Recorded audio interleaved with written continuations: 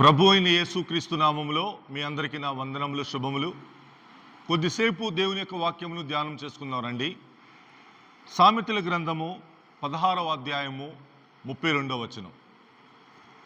పరాక్రమశాలి కంటే దీర్ఘశాంతము గలవాడు శ్రేష్ఠుడు, పట్టణము పట్టుకునివాని కంటే తన మనసును స్వాధీనపరుచుకునివాడు శ్రేష్ఠుడు.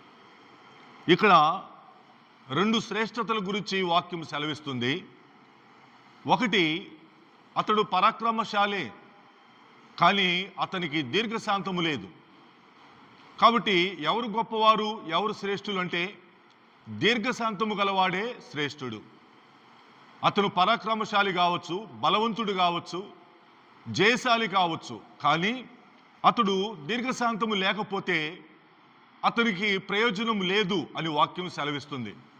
కాబట్టి దీర్ఘశాంతము చాలా గొప్పది పరాక్రమశాలి కంటే కూడా. రెండో భాగమును ఈరోజు ధ్యానం చేసుకున్నారండి. పట్టణము పట్టుకొని వాని కంటే తన మనసును స్వాధీనపరుచుకునివాడు శ్రేష్ఠుడు.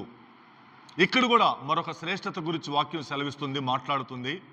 అతను పట్టణములను పట్టుకోవచ్చు, అతడు పట్టణములను జయించవచ్చు, అతడు చాలా గొప్పవాడిగా పిలువబడవచ్చు. కానీ తన మనసును స్వాధీనము చేసుకోలేకపోతే, తన మనసును అదుపు చేసుకోలేకపోతే అతడు ఏమాత్రము కూడా శ్రేష్ఠుడు కానే కాడు అని వాక్యము సెలవిస్తుంది. ఎవరు శ్రేష్టమైన వారు వాక్యానుసారముగా, ఎవరు విశేషమైన వారు వాక్యానుసారముగా, ఎవరు గొప్పవారు అంటే వాక్యానుసారముగా పట్టణములను పట్టుకునే వానికంటే కూడా తన మనసును స్వాధీనపరుచుకునేవాడే శ్రేష్ఠుడు. ఈ వాక్యం ఇచ్చినటువంటి మీరు ఎంత గొప్పవారైనా అవ్వచ్చు, ఎంత మేలైన వారైనా అవ్వచ్చు, కానీ మీ మనసును స్వాధీనము చేసుకోలేకపోతే మీరు శ్రేష్టమైన వారు కారు అని వాక్యము సెలవిస్తుంది. మనకు కావలసినది మన మనసును స్వాధీనపరచుకొనగలగడం. ఈ వాక్యం యొక్క వెలుగులో మన మనసులు, హృదయాలు ఎలాగుంటున్నాయో, మన స్వాధీనంలో ఉంటున్నాయా లేకుండా ఉంటున్నాయా పరిశోధన చేసుకుందాం. ఒక సందర్భాన్ని మీకు చూపిస్తాను రండి. యెషయా గ్రంథము 14వ అధ్యాయము 12వ వచనం నుండి చదువుతున్నాం. తేజో నక్షత్రమా, వేకువ చుక్క, నీవెట్లు ఆకాశం నుండి పడితివి.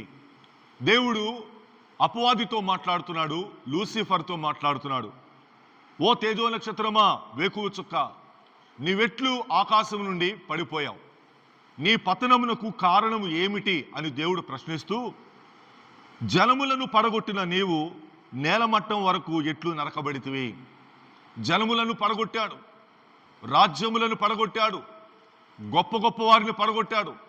అట్టివాడు నేలమట్టం వరకు నరకబడిపోయాడు, నేలమట్టం వరకు అణచబడిపోయాడు.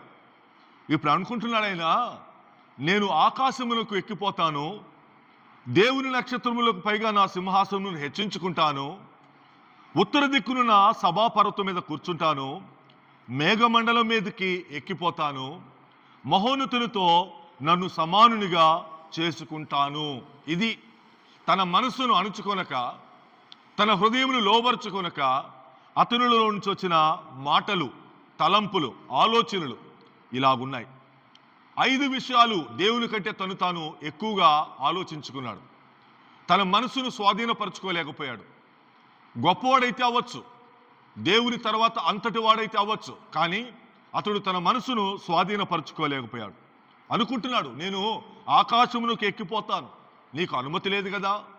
దేవుని నక్షత్రములకు పైగా నా సింహాసనమును హెచ్చించుకుంటాను, నీకు అనుమతి లేదు కదా. ఉత్తర దిక్కునున్న సభాపర్వతం మీద కూర్చుంటాను, నీకు అనుమతి లేదు కదా.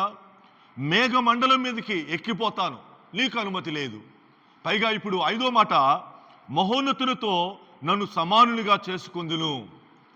దేవునితోనే తను తాను సమానునిగా చేసుకుంటానన్న ఆలోచనలోనికి లూసిఫరు వచ్చేశాడు అని నీ మనసులో అనుకుంటేవి కదా.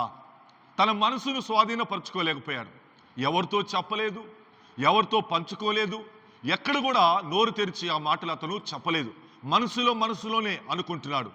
మనసుని అదుపు చేసుకోక దానిని వదిలివేయటం వలన ఇష్టానుసారమైన ఆలోచనలు అతనిలోనికి వచ్చాయి. ఆ ఆలోచనలన్నీ కూడా అతని అపజయమునకు తన పతనమునకు దారితీశాయి. ప్రియమైన దేవుని ప్రజలారా, ఈ లోకంలో మనము ఎంత గొప్పవారమైతే అవ్వచ్చు, ఎన్నిటిలో జయించిన అనుభవము స్థితిగతులు మనకు ఉండొచ్చు. కానీ మన మనసును స్వాధీనం చేసుకోలేకపోతే ఒకరోజు అట్టి పతనమే మనము కూడా ఎదుర్కొనవలసి వస్తుందేమో. మన మనసును అదుపు చేసుకుందాం.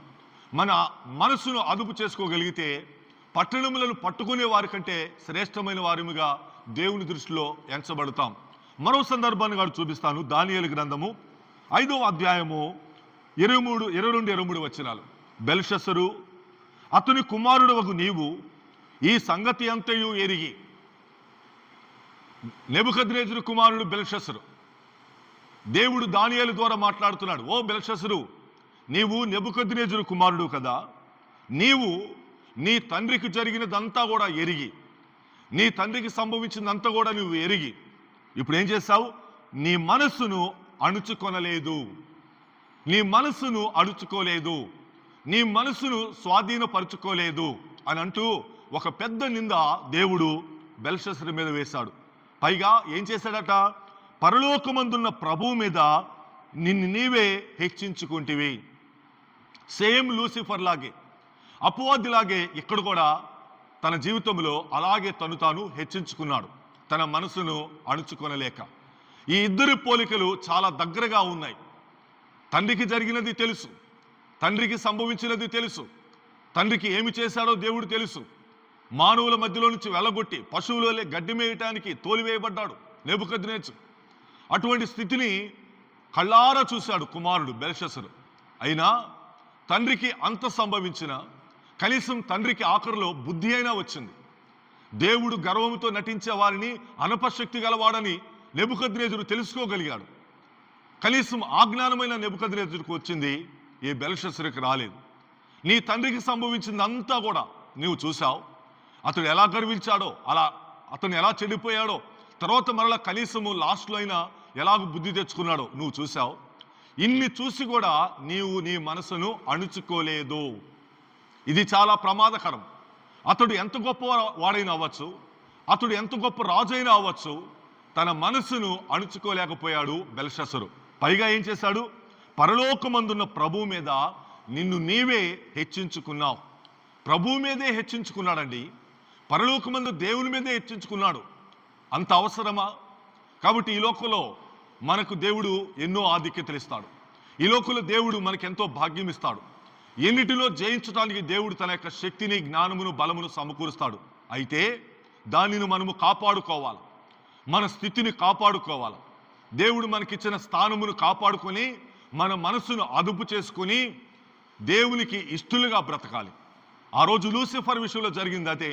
నరకమునకు ఒక మూలకు నరకబడ్డాడు, త్రోయబడ్డాడు. ఇతడు కూడా అంతే. ఆ రాత్రే శత్రువుల చేతిలో హతమైపోయాడు. బెల్షస్సరు తను తాను అణుచుకోలేని వారు, తన మనసును స్వాధీనపరచుకోలేని ఆ అపవాది అలాగే నశించిపోయాడు. ఇక్కడ బెల్షస్సరు కూడా అలాగే నశించిపోయాడు. తన జీవితంలో దేవుడు లెక్క చూసేశాడు, ముగించేశాడు. ఇక ఈ రాత్రే ఆయన తన ప్రాణమును పోగొట్టుకోవలసి వచ్చింది. అంతటి కీడు, అంతటి ప్రమాదము మనకు వద్దు. కాబట్టి మూలవాక్యంలో మనం ఏం చదివాం? పట్టణములను స్వాధీనపరచుకునటం కంటే, పట్టణములను జయించటము కంటే తన మనసును అదుపు చేసుకునేవాడు, తన మనసును లోబరుచుకునేవాడు శ్రేష్ఠుడు అని వాక్యం సెలవిస్తుంది. ప్రియమైన దేవుని ప్రజలారా, మీ మనసును స్వాధీనపరుచుకున్నారా? మీ మనసును లోబరుచుకున్నారా? మీ మనసు మీ దగ్గరే ఉండగలిగేటట్టు చేయగలుగుతున్నారా? అది దేవుడికి లోబడగలిగేటట్టు చేయగలుగుతున్నారా? ఈ యొక్క వాక్యం యొక్క వెలుగులో పరిశోధన చేసుకొని దేవునికి ఇష్టముగా బ్రతకడానికి ప్రయత్నం చేద్దాం. దేవుడే అట్టి శ్రేష్టమైన జీవితాన్ని మీకు నాకు అనుగ్రహించునుగాక. ఆమేన్.